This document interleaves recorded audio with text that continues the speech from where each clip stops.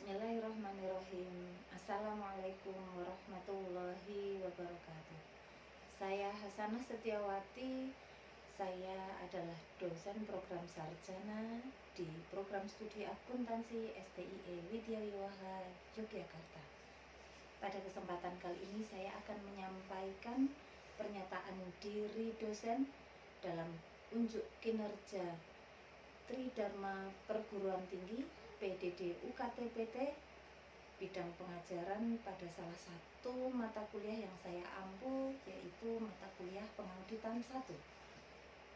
Adapun metode pembelajaran pada mata kuliah pengauditan 1, saya menggunakan pendekatan teknik DIA, Delivery, Interaction, dan Assessment.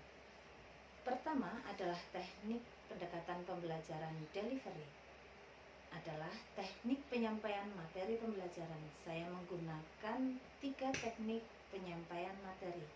Yang pertama, penyampaian materi buku ajar dengan menggunakan referensi utama buku pengauditan dan beberapa buku penunjang lainnya serta beberapa artikel, jurnal maupun majalah yang terkait. Yang kedua, penyampaian materi dengan menggunakan PowerPoint presentasi di kelas. Lalu yang ketiga adalah penyampaian materi menggunakan video pembelajaran yang berisi kasus terkini yang berhubungan dengan materi pembelajaran pada saat itu. Teknik yang kedua merupakan teknik pembelajaran interaction yang menjelaskan bagaimana cara saya berinteraksi dengan mahasiswa selama proses pembelajaran. Dalam pembelajaran berikut, teknik pendekatan pembelajaran interaction yang saya lakukan adalah yang pertama, metode tanya jawab.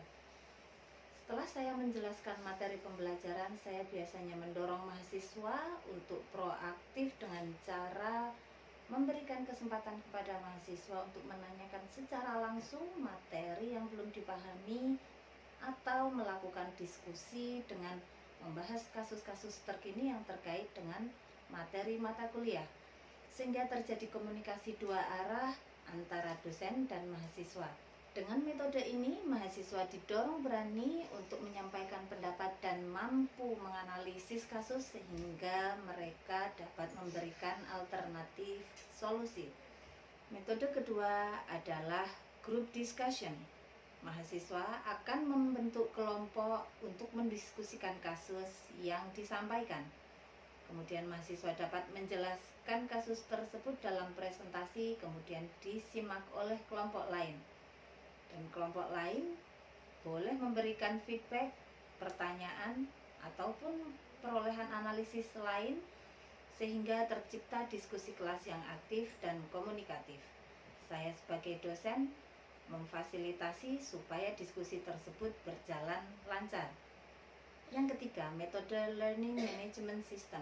STIE Widya Wiwaha memiliki sistem informasi akademik. Siato memudahkan dosen memberikan file materi dan penugasan kepada mahasiswa. Siato juga dapat diakses oleh mahasiswa kapan saja dan di mana saja. Siato digunakan sebagai media pengumpulan tugas. Dan dengan Siato, proses pembelajaran dapat terdokumentasi dengan baik. Teknik pembelajaran yang ketiga yaitu assessment.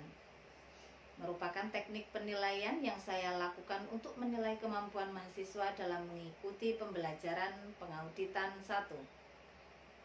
Pada pertemuan perkuliahan yang pertama, saya selalu menyampaikan kontrak kuliah yang berisi silabus dan RPS untuk disepakati bersama antara dosen pengampu dengan mahasiswa.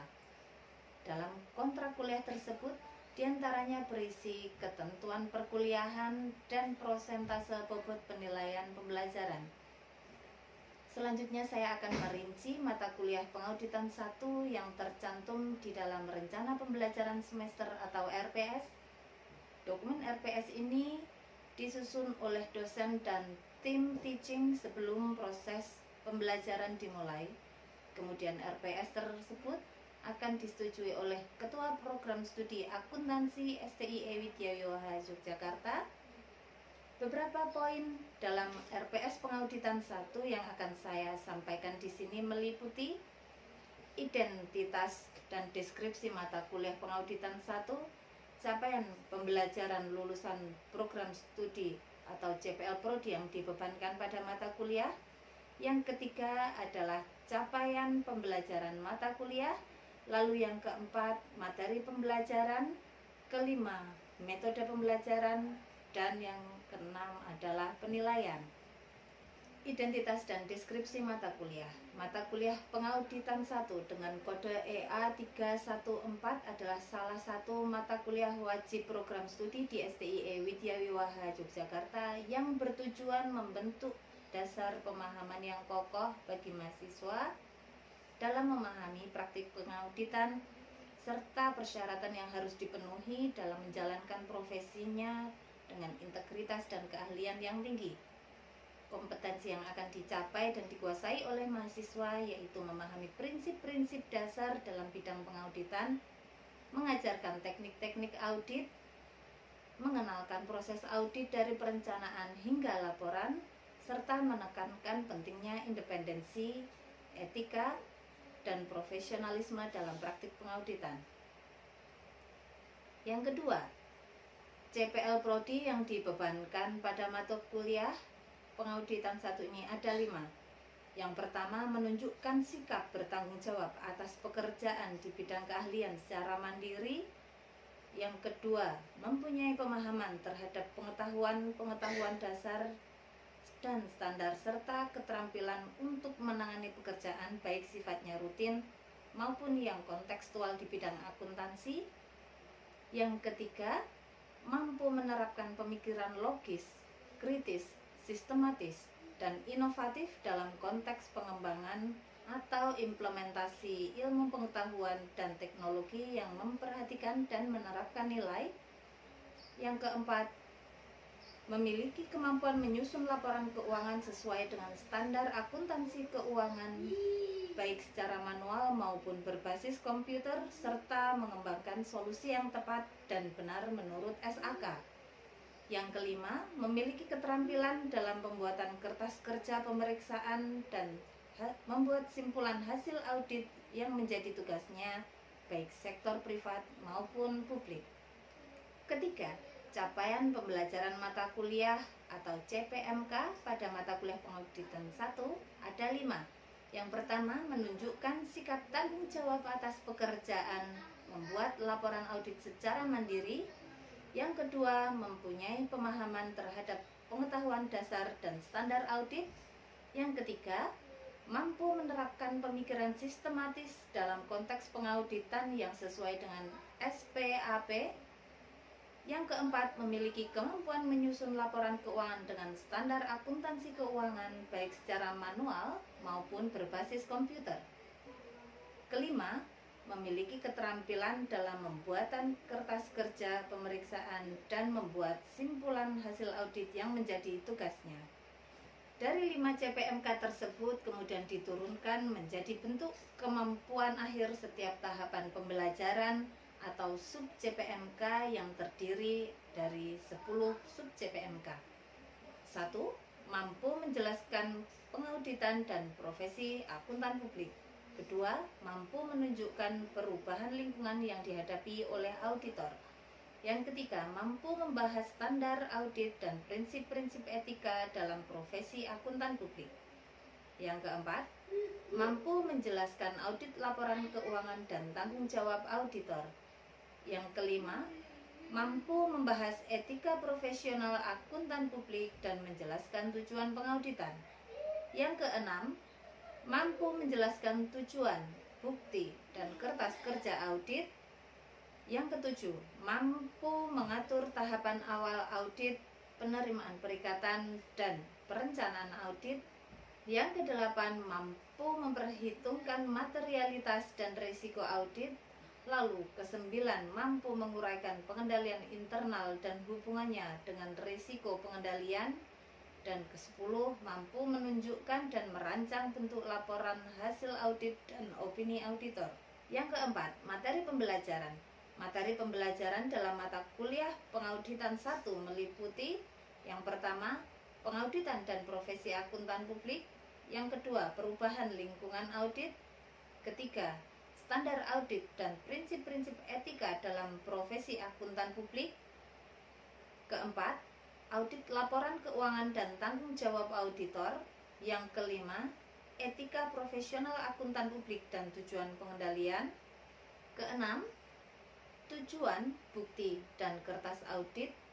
Ketujuh, perumusan tahapan awal audit, penerimaan perikatan dan perencanaan audit. Kedelapan, materialitas dan risiko audit. Kesembilan, pengendalian internal, risiko pengendalian dan jenis pengujian dalam audit. Kesepuluh, bentuk laporan hasil audit dan opini auditor. Yang kelima, metode pembelajaran. Dalam mata kuliah pengauditan 1 menggunakan metode pembelajaran pemecahan kasus atau case method, di mana mahasiswa akan diberikan kasus untuk kemudian dianalisis bersama. Kemudian pembelajaran dilaksanakan secara luring atau tatap muka atau sinkronus di dalam kelas, dan juga digunakan LMS STIE Widya Wiwaha di Siato. Yang keenam, penilaian. Penilaian mata kuliah pengauditan 1 bersumber pada beberapa komponen evaluasi. Pertama, observasi aktivitas mahasiswa pada penyelesaian kasus dan keaktifan di kelas, kemudian tugas mandiri dan tugas kelompok, ujian tengah semester dan ujian akhir semester, yang mencerminkan CPL sikap, pengetahuan, keterampilan umum dan keterampilan khusus yang dibebankan pada mata kuliah pengauditan 1. Pada awal pertemuan perkuliahan, saya menyampaikan sistem dan bobot penilaian sehingga mahasiswa dapat mengetahui sejak awal komponen dan bobot penilaian pada mata kuliah pengauditan 1, yaitu observasi aktivitas mahasiswa memiliki bobot 65%, tugas mandiri dan kelompok memiliki bobot 20%, ujian tengah semester memiliki bobot 5%, lalu ujian akhir semester memiliki bobot 10% dengan total bobot penilaian adalah 100%. Selanjutnya, saya akan menampilkan video proses pembelajaran pada mata kuliah pengauditan 1 pada pertemuan kedua secara luring di dalam kelas. Selamat menyaksikan. Bismillahirrahmanirrahim. Assalamualaikum warahmatullahi wabarakatuh. Waalaikumsalam warahmatullahi wabarakatuh. Apa kabar nih Mas pagi ini?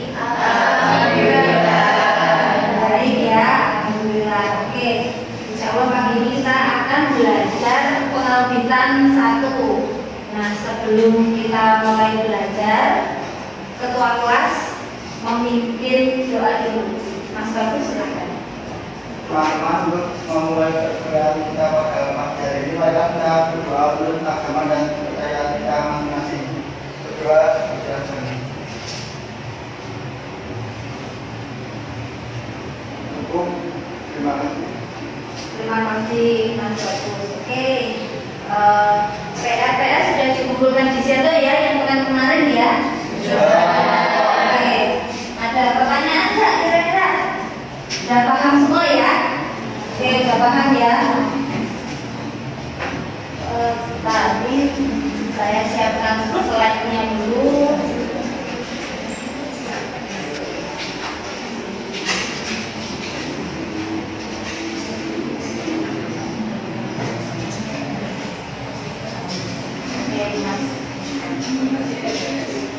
Ini untuk pertemuan kedua mata kuliah pengauditan ini, saya sebagai salah satu peserta pekerti 3 dari Universitas Bengkulu, ini merupakan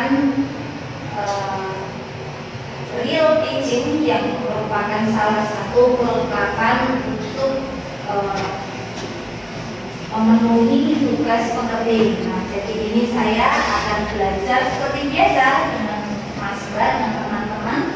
Nah, pada pembelajaran hari ini, insya Allah akan kita lakukan kurang lebih 100 menit dengan skenario yang bisa bisa Mas lihat di slide, kita ada pembukaan, lalu ada pendahuluan. Nanti kita akan lihat video nih setelah ini.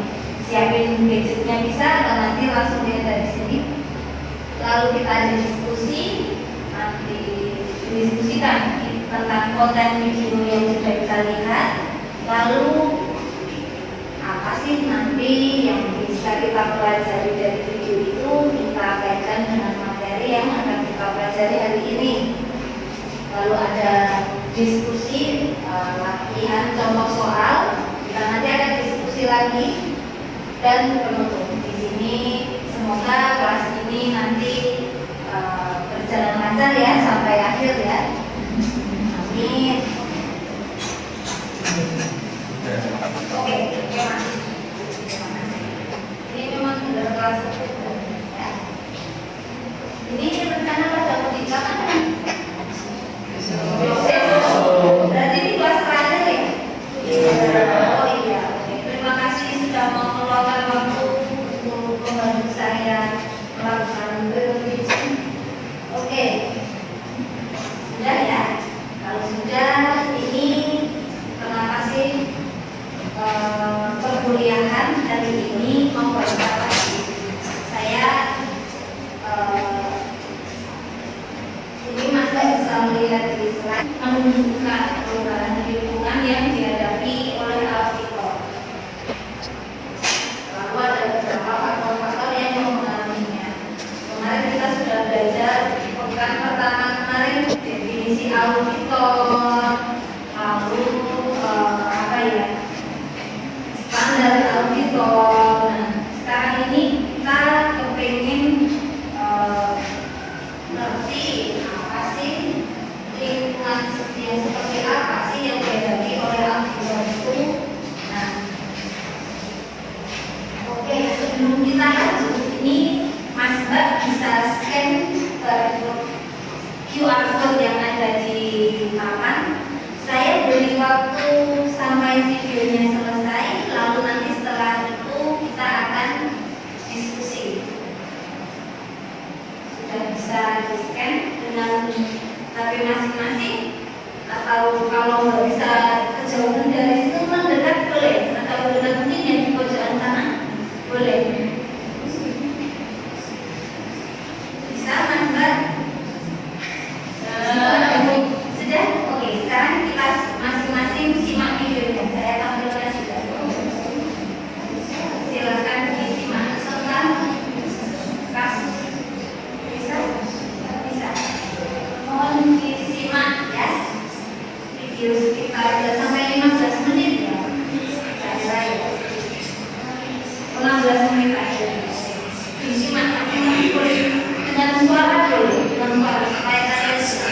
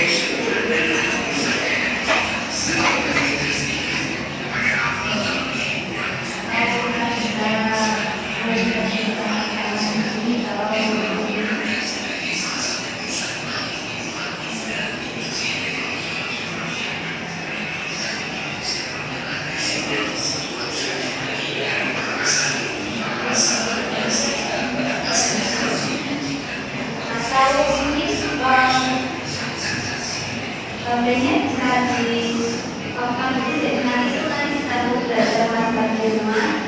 Kita lihat dari sini bareng-bareng aja ya, biar nggak ada tutupan suara.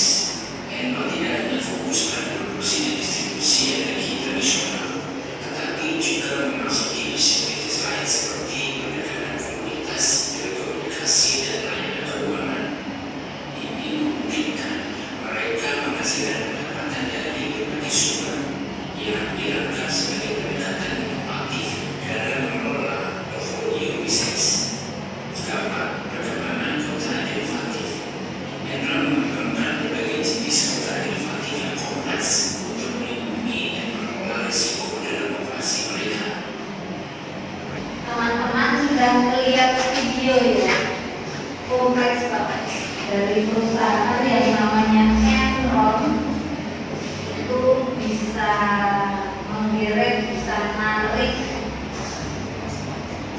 KAP atau akuntan Al-Quran ke jurang bersangkutan, bahkan sampai cabut lisensinya dan kantornya dihentikan. Itu lingkungan audit yang akan kita bahas atau kita diskusikan. Nah, tadi apa saja sih yang teman-teman lihat? Ini coba saya mau pakai di office yang nanti yang namanya muncul di sini nanti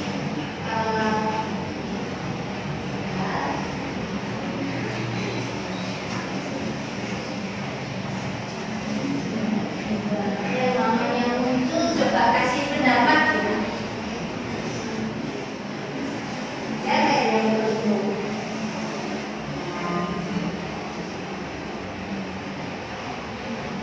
Mas Ilham, ada? Tiga. Oke Mas Ilham, tadi sudah melihat videonya ya, kira-kira apa nih yang bisa Mas Ilham petik dari video tadi? Pembelajaran apa sih?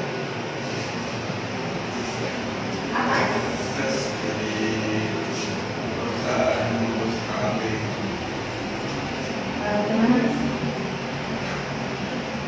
Oh ya, jadi perusahaan Enron kalau tadi kayaknya Mas Ilham sahurnya kurang banyak ya Mas tadi, tapi gimana Enron ini bisa itu tadi melakukan manipulasi yang bisa menggeret atau narik turun. Oke, Mas Ilham udah, sekarang coba semoga dapat yang putri dari kita putar lagi wheelsnya dan kita dapat yes. Oke, Mbak Denanda sudah kenal tapi dia udah buat strategi mulai dari pengembangan pasar energi juga. Tapi ternyata perusahaan yang dikatakan sukses tersebut ada manipulasi laporan keuangannya supaya perusahaan tersebut terlihat lebih sukses dari kenyataannya yang asli, padahal perusahaan tersebut menurunkan utang ya. Iya. Lagi dong ini pendapatnya asik-asik nih. Oke. Siapa ya? Jangan-jangan tadi ada yang tidur enggak kan? Iya, Mbak Anissa ada sana ya? Mbak Anissa. Oh, oke. Sesama ke sana kita ya. Oke. Kalau menurut Mbak Asana gimana? Kayak ada ya kasus besar itu yang jadi baru tahu. Oh, baru tahu. Iya, jadi munculnya tahun 2002. Jadi sudah lebih dari 20 tahun yang lalu ketika saya kuliah. Kalau menurut Mbak Anissa itu mungkin gimana perspektif sekarang lagi belajar audit itu profesi yang seperti apa kan sudah dijelaskan kemarin. Nah, melihat kasus ini seperti apa?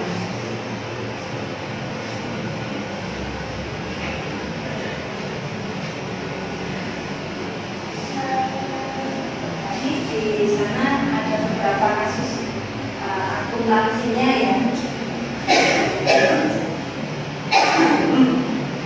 Jadi tadi nyimak ada lagi perkuliahan hari ini alhamdulillah sudah berjalan dengan baik. Saya mengucapkan apresiasi yang sebesar-besarnya.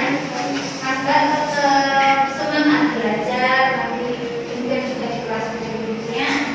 Lalu kalau misalnya dalam pekerjaan tugas atau mungkin membaca artikel ada hal-hal yang mungkin perlu ditanyakan, bisa menghubungi nomor kontak saya lewat WA atau lewat email.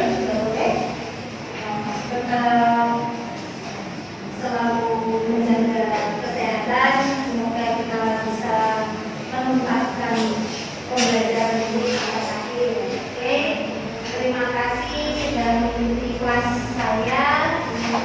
Sebelum kita tutup, boleh ketua kelas menutup kelas dengan berdoa dan tadi bisa awali dengan berdoa. Silakan. Baik, teman-teman, untuk kelas pada siang hari ini kita menurut agama dan kepercayaan kita masih berdoa.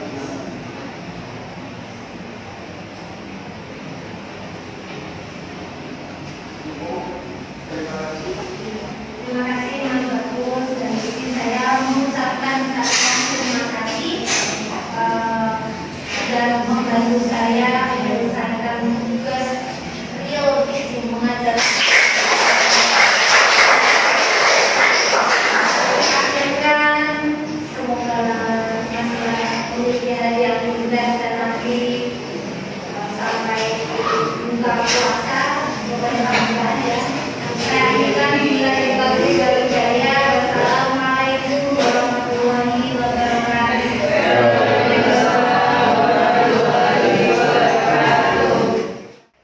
Itulah video proses pembelajaran mata kuliah pengauditan 1 yang saya lakukan pada pertemuan kedua secara luring di dalam kelas. Terima kasih sudah menyaksikan. Wassalamualaikum warahmatullahi wabarakatuh.